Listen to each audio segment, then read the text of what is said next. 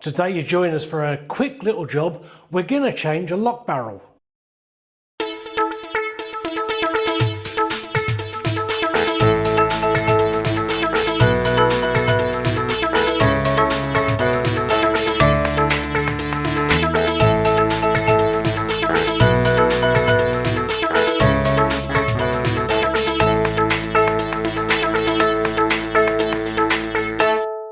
When we're changing a lock barrel, we might need to remove these covers.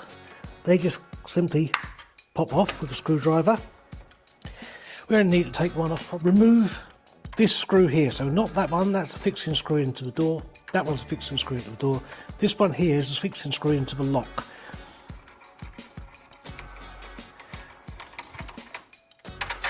Just take that out. At this point, you might need to adjust this slightly, because what will happen is that's going to come through, but it will catch.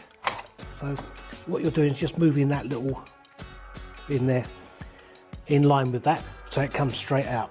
Having removed the lock barrel, we want to insert the new lock barrel. So just line it up, push it through, take our fixing screw, put it in, screw it up. And remember our little cover on there.